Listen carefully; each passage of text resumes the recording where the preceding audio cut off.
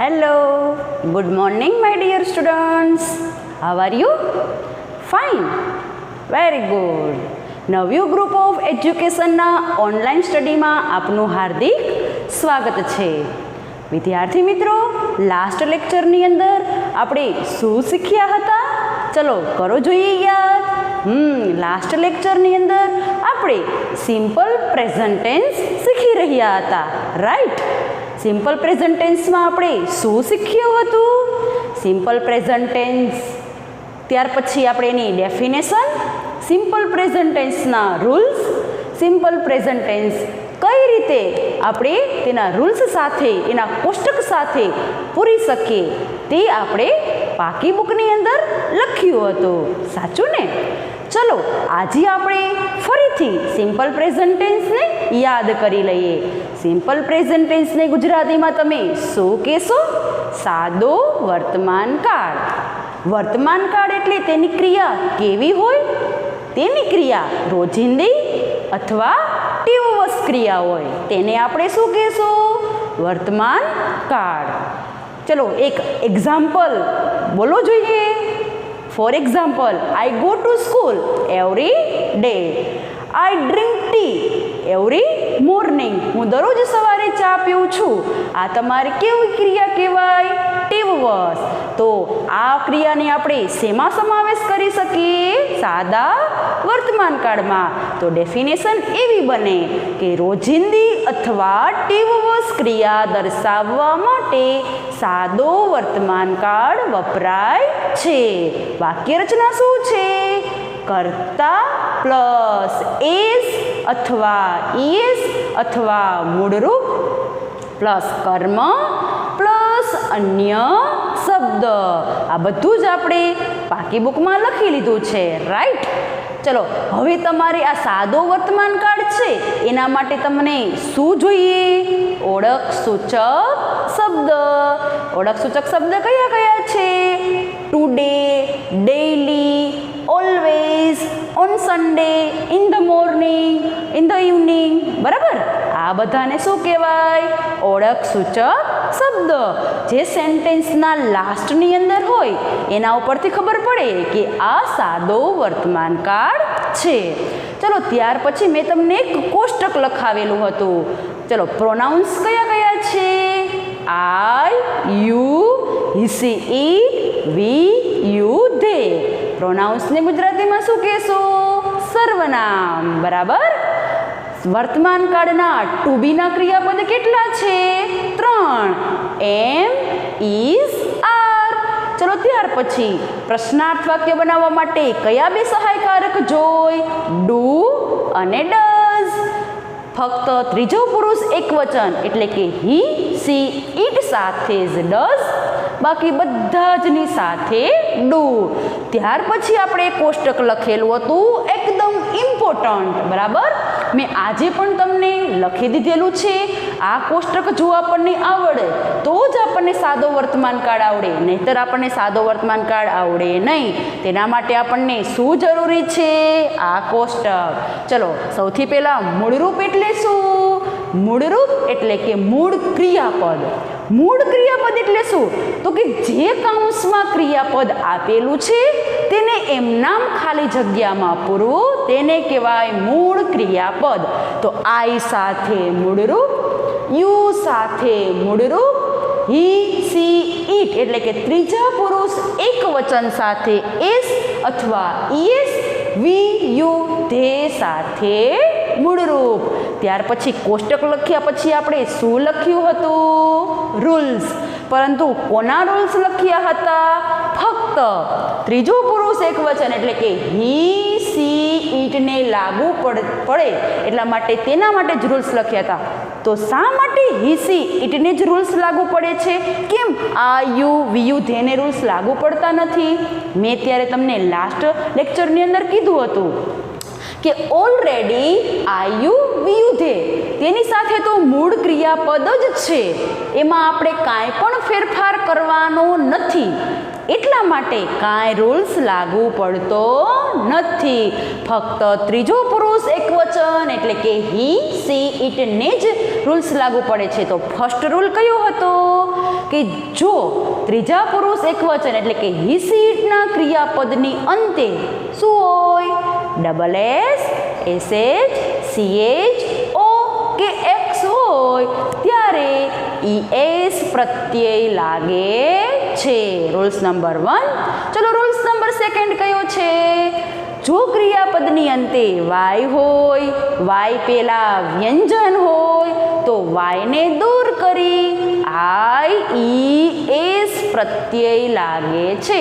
વ્યંજન કયા? તો કે આ એ ઈ આઈ ઓ યુ સિવાયના એટલે કે 21 વ્યંજન જો વાય પહેલા હોય તો. ફોર એક્ઝામ્પલ તરીકે ક્રાય CRY તો ક્રાઇસ, ફ્લાય તો ફ્લાઇસ, રાઈટ. ચલો રૂલ્સ નંબર લાસ્ટ. પરંતુ જો વાય પહેલા સ્વર હોય એટલે કે એ ઈ આઈ ઓ યુ માનો એક મૂળાક્ષર હોય તો કાંઈ પણ ફેરફાર થતો નથી. ફક્ત એસ પ્રત્યય જ લાગે છે. ફોર એક્ઝામ્પલ તરીકે બાય તો બાયસ, પ્લે તો પ્લેસ, સે તો સેઝ, બરાબર. આવા ઘણા બધા છે. આ આપણે સિમ્પલ પ્રેઝન્ટ ટેન્સમાં શીખ્યા હતા, બાકી બુકમાં લખ્યું હતું. ચલો બધા જ વિદ્યાર્થી મિત્રો પોતાની ગ્રામર ખોલશે. ગ્રામરમાં exercise question number 1, fill in the blanks with the correct form in simple present tense. સાદા વર્તમાન કાળના રૂપ વડે ખાલી જગ્યા પૂરો. ચલો બધા જની ગ્રામર ખુલી ગઈ હશે. ક્વેશ્ચન નંબર 1 પણ ખુલી ગયો હશે. સાદા વર્તમાન કાળની બ્લેન્ક્સ પહેલી. હવે જુઓ બધા જ નહીં ગ્રામરમાં અહીંયા સાઈડમાં જે બ્લેન્ક્સ આપેલી છે ત્યાં બધા જને થોડીક જગ્યા દેખાય છે બધાને જગ્યા. ચલો અહીંયા જગ્યામાં બધા જ આ કોષ્ટક લખી લેશે. આ કોષ્ટકના આધારે આપણે ક્વેશ્ચન નંબર 1 પૂરવાનો છે. ચલો બધા લખો. આઈ સાથે મૂળરૂપ, યુ સાથે મૂળરૂપ, હી સી ઇટ સાથે એસ અથવા ઈએસ, વી યુ તે સાથે મૂળરૂપ. ચલો બધા જે આ કોષ્ટક લખી લીધું. ચલો ફર્સ્ટ બ્લેન્ક ધ બોયઝ ખાલી જગ્યા ફૂટબોલ કાઉન્સમાં છે પ્લે.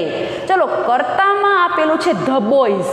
ધ બોયઝ આમાં કયા સર્વનામને તમે ધ બોયમાં શેમાં ગણશો? તમે એક છોકરાની વાત છે કે બધાની? બધાની. તો આપણે તેને ગણશું ધેમાં, બરાબર. તો ધે સાથે મૂળરૂપ. તો પહેલી ખાલી જગ્યાનો આન્સર શું આવશે? પ્લેનું પ્લે, મૂળરૂપ, બરાબર. ચલો તમારે બધા જે મારી સાથે આન્સર ખાલી જગ્યામાં પૂરતો જવાનો છે. અક્ષર કેવા કરશો? સારા. ફરજિયાત નીચેની લીટીને અડવું જોઈએ. ચલો ફર્સ્ટ બ્લેન્કનો આન્સર લખો પ્લે. ચલો સેકન્ડ, મિતાલી ખાલી જગ્યા ક્લોથિસ એવરી ડે કાઉન્સમાં છે વોશ. ચલો મિતાલી, મિતાલીને શેમાં ગણશો? સીમાં. તો સી સાથે એસ અથવા ઈએસ. પરંતુ વોશના સ્પેલિંગની પાછળ ચલો રૂલ્સ નંબર કયો લાગશે? પહેલો એસએચ હોવાથી વોશના સ્પેલિંગની પાછળ ઈએસ, બરાબર. વોશીસ. પરંતુ મેં કદાચ તમને એક્ઝામમાં આ બ્લેન્ક્સને થોડીક ફેરવીને પૂછી, મિતાલીની જગ્યાએ હું ધ ગર્લ્સ કરી નાખું તો? ધ ગર્લ્સ એટલે કે બધી જ વિદ્યાર્થીની વાત થઈ. ધ ગર્લ્સ તો એને ધેમાં ગણાય, બરાબર. તો ધે સાથે વળી પાછું શું થઈ જાય? વોશનું વોશ. પરંતુ અહીંયા ત્રીજો પુરુષ એકવચનની વાત થઈ છે એટલા માટે વોશની પાછળ ઈએસ. ચલો થર્ડ બ્લેન્ક, વી ખાલી જગ્યા અ ન્યૂ ટીચર. વી સાથેથી આપણે ચલો અહીંયા વી જુઓ, વી સાથે મૂળરૂપ. પરંતુ અહીંયા હેવ હેઝનો કોષ્ટક આપણે પૂરવાનું છે. તો હેવ હેઝના ચલો યાદ કરો. આઈ સાથે હેવ, યુ સાથે હેવ, હી સી ઇટ સાથે આઈ સાથે હેવ, યુ સાથે હેવ, હી સી ઇટ સાથે હેઝ, વી યુ ધે સાથે હેવ. તો વી સાથે મેં અત્યારે શું કીધું? હેવ. તો ત્રીજા નંબરની ખાલી જગ્યામાં આન્સર આવશે હેવ. ચલો ફોર્થ બ્લેન્ક, હી ખાલી જગ્યા ટુ ધ રિવર બેંક કાઉન્સમાં છે ગો. ચલો હી સાથે એસ અથવા ઈએસ. ગોના સ્પેલિંગની પાછળ ઓ છે. રૂલ્સ નંબર કયો? પહેલો. તો ગોની પાછળ ઈએસ, ગોઝ. ચલો 5th નંબર. અતુલ ખાલી જગ્યા કાઇટ્સ કાઉન્સમાં છે ફ્લાય. અતુલ ત્રીજો પુરુષ એકવચન, હિમા ગણાય. બરાબર. ફ્લાયના સ્પેલિંગની પાછળ SSCHOKX છે? ના, નથી. ફ્લાયના સ્પેલિંગની પાછળ વાય પેલા વ્યંજન છે? હા છે. તો વાયને દૂર કરવો પડે. વાયને દૂર કરશો તો આપણે શું કરવું પડશે? વાયની જગ્યાએ IES, કારણ કે વ્યંજન પહેલા વાય પહેલા વ્યંજન હોવાથી. ચલો 6th number. Ram and Lakshman ખાલી જગ્યા ટુ ધ જંગલ કાઉન્સમાં છે ગો. વ્યક્તિના કેટલા નામ છે? 2. એકવચન કે બહુવચન? બહુવચન. એટલા માટે વિયુધે. બરાબર. આન્સર છે મૂળરૂપ. તો આપણો શું આવશે જવાબ? ગોનું ગો. કેટલી ઇઝી છે ને બ્લેન્ક્સ? તો બધાને સિમ્પલ પ્રેઝન્ટ ટેન્સની બ્લેન્ક્સ આવડશે એક્ઝામમાં? Very good. ચલો 7th નંબર. ફરીદા ખાલી જગ્યા મેની ફ્રોક્સ કાઉન્સમાં છે હેવ. ફરીદા ત્રીજો પુરુષ એકવચન. વળી પાછું હેવ હેઝના કોષ્ટકને યાદ કરો જોઈએ. આઈ સાથે હેવ, યુ સાથે હેવ, હી સી ઇટ સાથે હેઝ.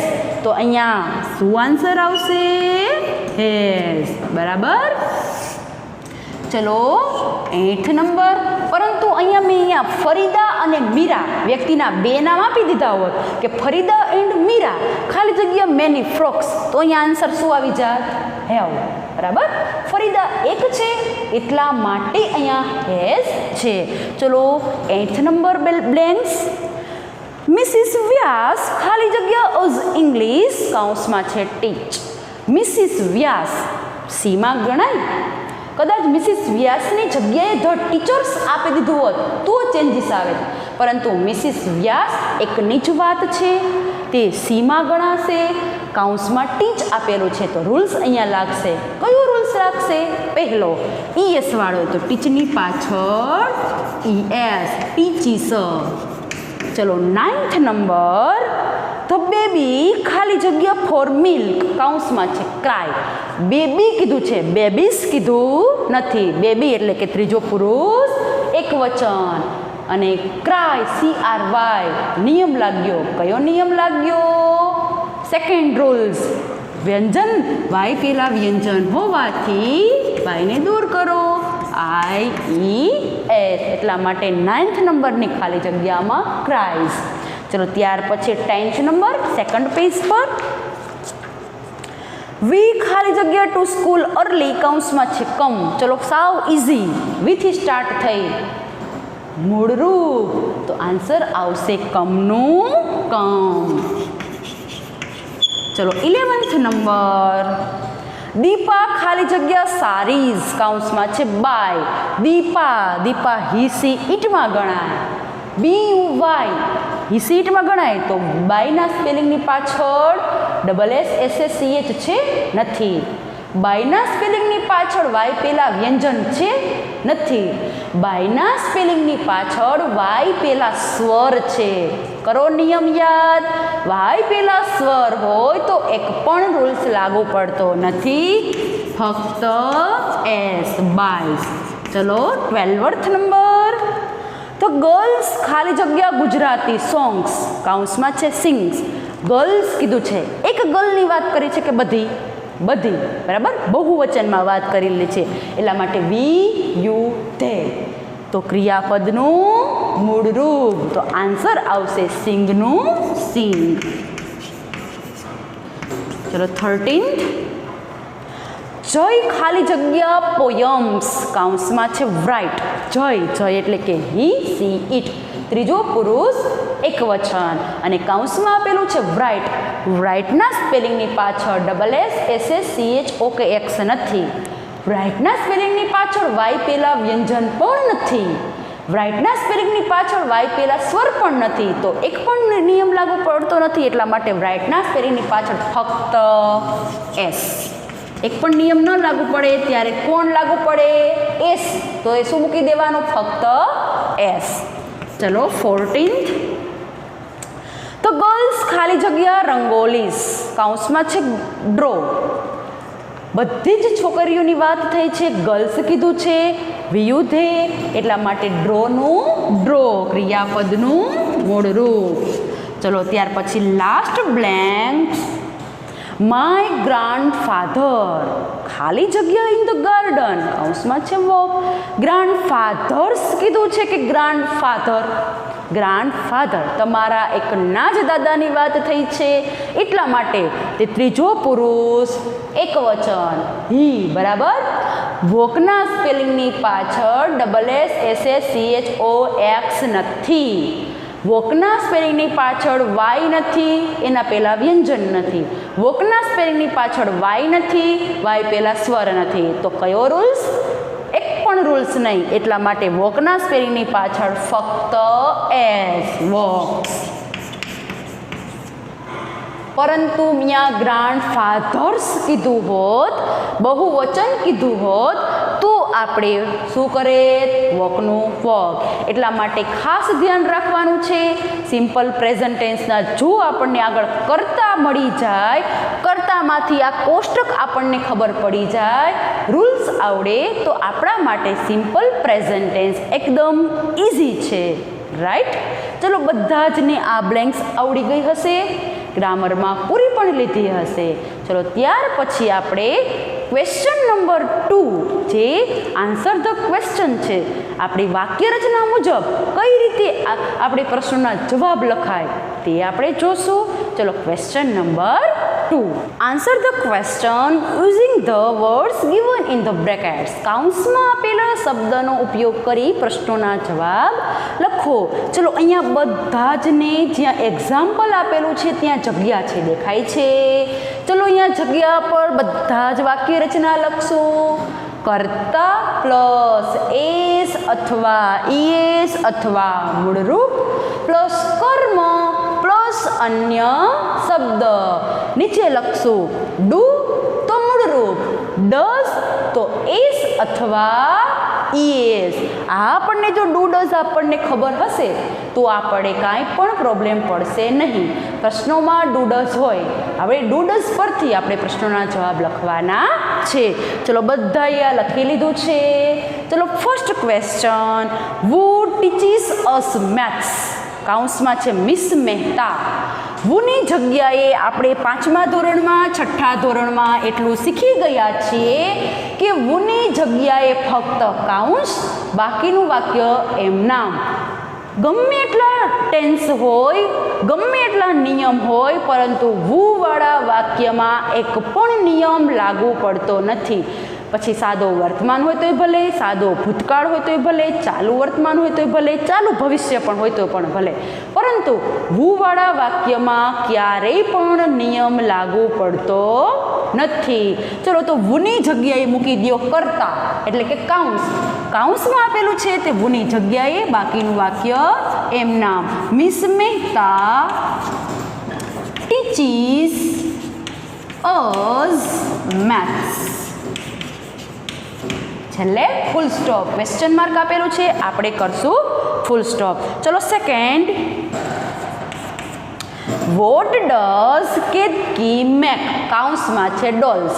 હંમેશા ડુ ડઝ પછી જ કરતા હોય, ખાસ ધ્યાન રાખો. તમારા ક્વેશ્ચનમાં ડુ ડઝ આપેલું છે, ડુ ડઝ પછી જ કરતા હોય, તો ચલો ડઝ પછી કરતા આપેલું છે કેતકી, તો આપણને કરતા મળી ગયો. તો ત્યાર પછી એસ અથવા ઈએસ મૂકવાનું અથવા મૂળરૂપ મૂકવાનું. પરંતુ ડુ ઉપર વાક્યમાં હોય, ઉપરના પ્રશ્નાર્થ વાક્યમાં ડુ હોય તો જ મૂળરૂપ મૂકવું, પણ આપણા વાક્યમાં તો ડઝ છે. બરાબર. એટલે કેતકી ત્રીજો પુરુષ એક વચન, તો મેકની પાછળ શું લાગશે? એસ. કેતકી મેક્સ. ચલો કર્મ શું આપેલું છે કૌંસમાં? ડોલ્સ. અન્ય શબ્દ નથી તો મૂકવાના નહીં, હોય તો મૂકવાના. ચલો third number, when does the bus arrive, કાઉન્સમાં છે 6 o'clock. ડઝ પછી કોણ છે? The bus. ડઝ વાળું વાક્ય છે, ક્રિયાપદને SES નિયમ મુજબ લાગશે. અરાઈવની પાછળ એસ. The bus અરાઈવ્સ. ચલો કર્મ આપેલું છે, આમાં કર્મ છે જ નહીં, અન્ય શબ્દ છે તો ડાયરેક્ટ મૂકી દો 6 o'clock. The bus અરાઈવ્સ 6 o'clock. Okay, ચલો 4th number. Where does Sunil play, કાઉન્સમાં છે ઇન ધ ગાર્ડન. ડઝ પછી કોણ કરતા છે? સુનિલ.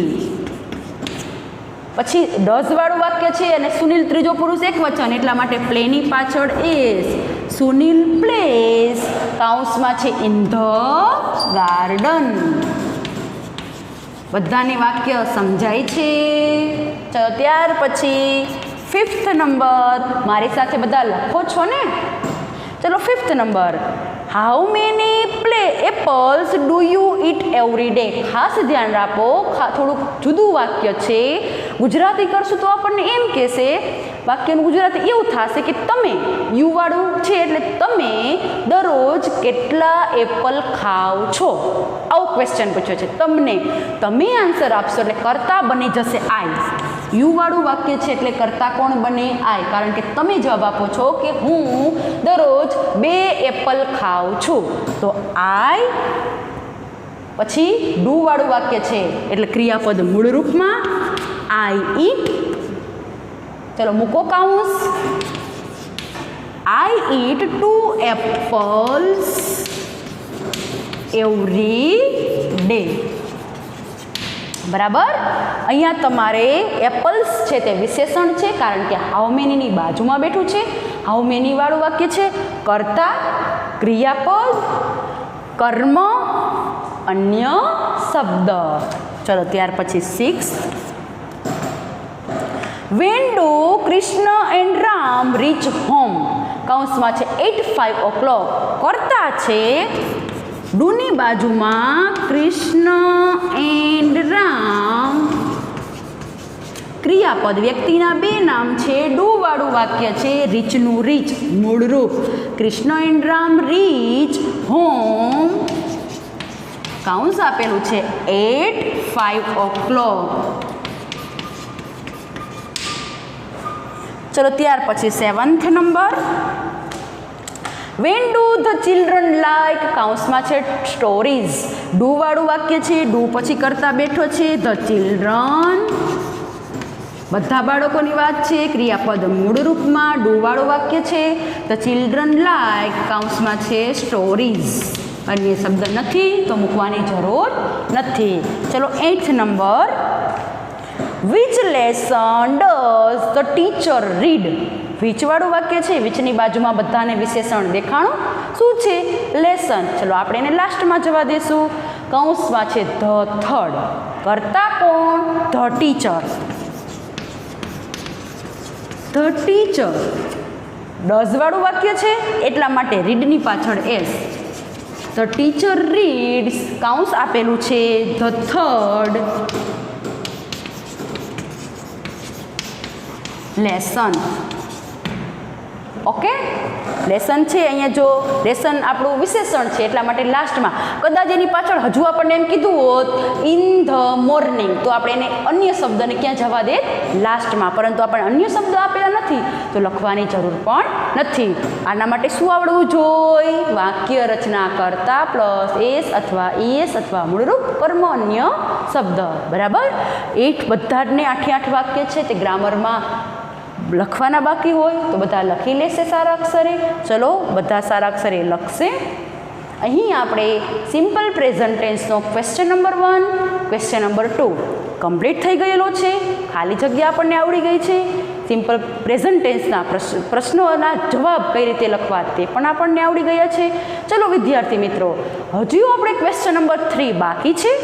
શું છે તો કે પ્રશ્નાર્થ વાક્ય હુ, વોટ, વેર, વેનના પ્રશ્નાર્થ વાક્ય કઈ રીતે બનાવવા તે આપણે ક્વેશ્ચન નંબર 3 બાકી છે. પરંતુ ક્વેશ્ચન નંબર 3 સાથે નેક્સ્ટ લેક્ચરમાં પ્રશ્નાર્થ બનાવવા માટે આપણે ફરીથી મળીશું. જય ગુરુદેવ, અસ્તુ એન્ડ થેન્ક યુ.